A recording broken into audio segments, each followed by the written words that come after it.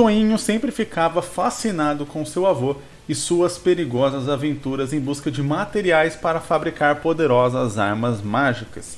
Mas tal fantasia já não era tão apelativa ao passar dos anos.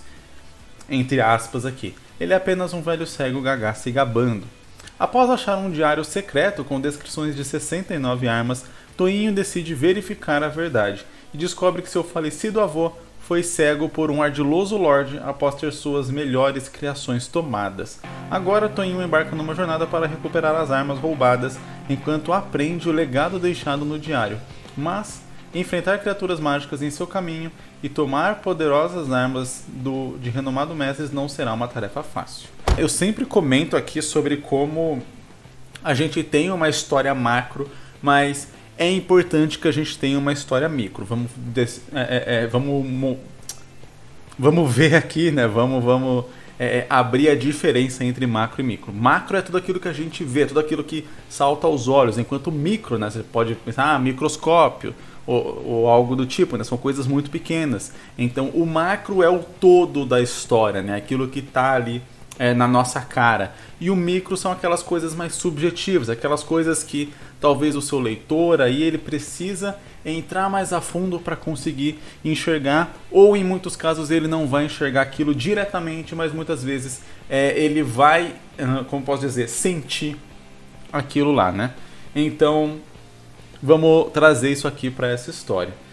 O macro é exatamente o personagem indo nessas aventuras, tentando recuperar ali as armas do seu avô e tal, enfrentando criaturas. Esse é o macro, né? Esse aqui é o cenário que se apresenta. Porém, tem um micro aqui muito interessante. Quando eu falo micro, são os sentimentos dos personagens, são as relações entre esses personagens, são aquilo que deixa a história mais viva e que faz com que ela se conecte com o leitor, ou melhor, que faz com que o leitor se conecte com aquela história que ele está lendo. E o micro aqui parece realmente essa relação, né, de tipo, ele via o avô dele, né, com os olhos igual. É realmente um padrão e um paralelo com quase qualquer criança, né, que costuma ver os adultos com um olhar de muita admiração. E conforme vai crescendo, essa admiração vai passando. E muitas vezes acaba até, né, se revertendo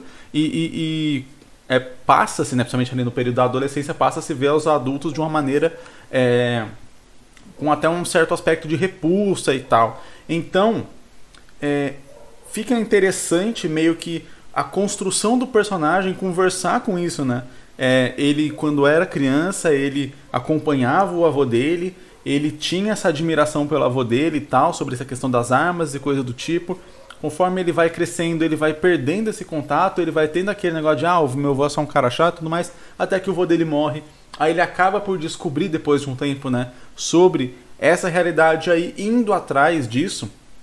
Apesar do avô dele estar morto, ele vai se reconectando com o avô dele. E aí as memórias, né, as lembranças vão vindo à tona ao ponto de que ele vai percebendo que não é uma questão de que você precisa ter um olhar de admiração de uma criança, né, que é completamente inocente, mas que também o ponto de vista que ele foi crescendo depois de enxergar talvez até com um certo nível de desprezo, ou pelo menos de menosprezo, também não é ali a coisa ideal, né? E o quão errado ele estava em ser desse jeito. Então é uma jornada que, além de combates interessantes, além de armas legais, com poderes interessantes, é uma jornada também introspectiva do próprio personagem, reconhecendo ali e talvez sentindo falta ali do avô, falta das conversas que ele tinha do avô, falta de poder olhar para alguém com aquela admiração que ele olhava o avô dele e tal. Então uma espécie de reconexão do personagem com sua própria infância,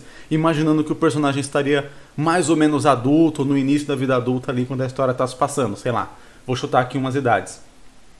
Esse período aí da infância dele foi até, sei lá, os 10 anos, por exemplo, 8, 9, 10 anos. Aí depois, mais ou menos, dos 13, 15, 16, foi o período ali onde ele já estava, né, mais rebelde.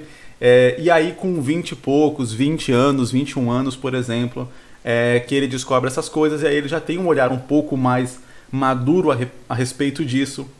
E aí vai se reconectando com o passado dele, com a adolescência, com a infância dele, e aprendendo mais sobre a vida do avô e pensando sobre essas questões. E aí entra o negócio que eu digo: lutas são legais, ter armas mágicas com poderes é muito legal, mas isso por si só não sustenta uma história. O que sustenta a história são exatamente as outras coisas que a gente vai colocando, principalmente essas coisas micro, que fazem com que o leitor eles tenha sentimentos por aquela história, que não seja só empolgação.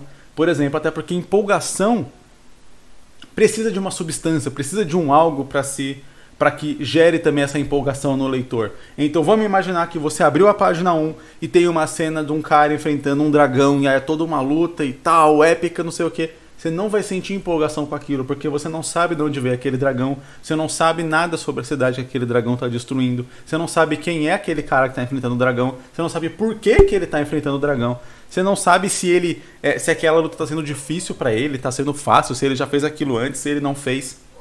Toda a construção que é feita numa história para chegar numa cena que seja empolgante, né, ela é extremamente necessária. E quanto maior essa preparação, geralmente, se bem feito, óbvio, mais empolgante vai ser aquela cena. Então o que eu quero dizer é que são exatamente esses micropontos, exatamente essas partes que fazem ali a história ganhar escopo e o leitor poder se empolgar, poder se emocionar conforme ele está lendo. E nesse caso aqui, eu acho que acaba sendo ainda uma conexão ainda mais profunda, porque várias pessoas em estágios diferentes da vida que lerem uma história assim vão se conectar de alguma forma. Talvez a pessoa que não cresceu com o avô sinta ali uma espécie de,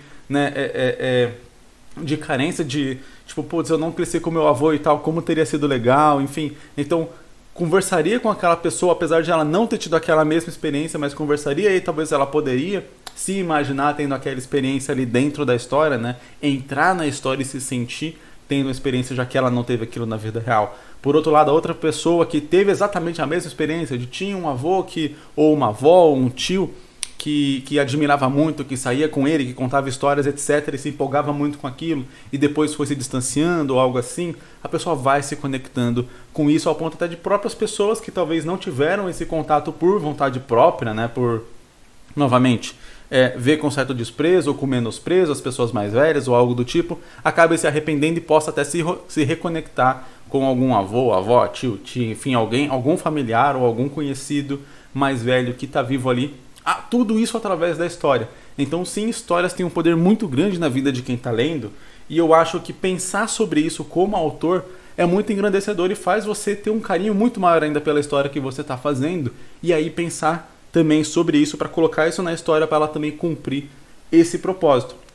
Porque todo mundo se empolga realmente com a parte de ação e tudo mais assim, só que aí a história fica muito para você e muito pouco para os outros. E quando a gente está fazendo uma história, geralmente a gente quer que as pessoas leiam, quer que as pessoas gostem, quer que as pessoas realmente, né, se interessem por aquilo. E são os pontos de conexão com o leitor que fazem com que ele possa se interessar.